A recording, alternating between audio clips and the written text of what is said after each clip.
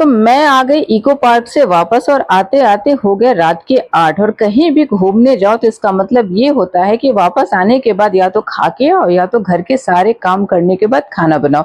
तो मेरे साथ ऐसा ही कुछ होता है, मैं वापस आने के बाद सारा किचन क्लीन करती हूँ, फिर खाना बनाती हूँ। तो अभी तो 8 बज गए थे, तो मैंने सोचा ना कि मुंह हाथ धो के दिया जला देती हूँ, क्योंकि शाम का तो अब आरती नहीं कर पाऊंगी और घंटी नहीं बजेगा, लेकिन दिया जला देती हूँ। तो मैंने ना मुंह हाथ धोया, नाइट ड्रेस चेंज कर ली एक ही साथ।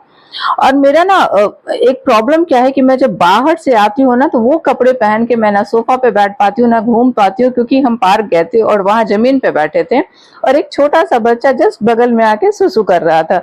तो हमें ध्यान ये आया कि जहाँ हम बैठे हैं किसी ना किसी बच्चे ने उस जमीन को भी पवित्र जरूर किया होगा। तो खैर छोटा बच्चा था, फिर भी थोड़ा सा तो मन खराब हो ही जाता है। तो मैंने घर आके ना सबसे पहले बाहर का कपड़ा हटाया, क्लीन किया, उसको वॉश करने में डाला, उसके बाद चेहरा वगैरह धोया, दिया जला के नीचे आ गई। और थोड़ा सा ना मैं फेस पे क्रीम वगैरह लगा रही थी। और ये ना मेरे लिप्स के पास ना फिल्टर मैं नहीं लगाती, बट फिर भी ये क्या प्रॉब्लम होता है, देखो पूरे फेस पे नहीं होता है, लिप्स के पास ना लिपस्टिक जैसा बन जाता है, फिर हटता है, ऊपर नीचे होता है, तो बहुत ज्यादा बुरा लगता है। खैर अगर इसका कोई उपाय हो तो मुझे बताना। और आगे मैं किचन में उसको क्लीन करने के लिए, और बाहर से आने के बाद ना सबसे ज्यादा जरूरी हो जाता है 1 कप गर्मा गर्म चाय। और बिना क्लीन किए ना मेरा मन नहीं मान रहा था। तो ऐसे तो बहुत गंदगी नहीं थी, चावल दाल बना नहीं था, सुबह में कचौड़ी और सब्जी बनी थी, लहसुन प्याज कुछ था नहीं पड़ना, तो बहुत आसानी से हो गया था सारा काम। तो बर्तन तो बहुत सारे हैं, लेकिन मैं ना अपने काम के ही कुछ बर्तन को धोऊंगी जितना मुझे जरूरी है। तवा वगैरह या जो भी अभी काम का है उतना ही धो के क्लीन करूंगी, बाकी ना मॉर्निंग में आके मेट करेगी। हाँ उसमें से सारा देखो मेरे सारे बर्तन से ना जूठा निकला रहता है, मैं ना जूठे के साथ बर्तन सिंक में कभी नहीं डालती, सारा पानी से क्लीन करके रखा रहता है, बस वो आके धो लेती है।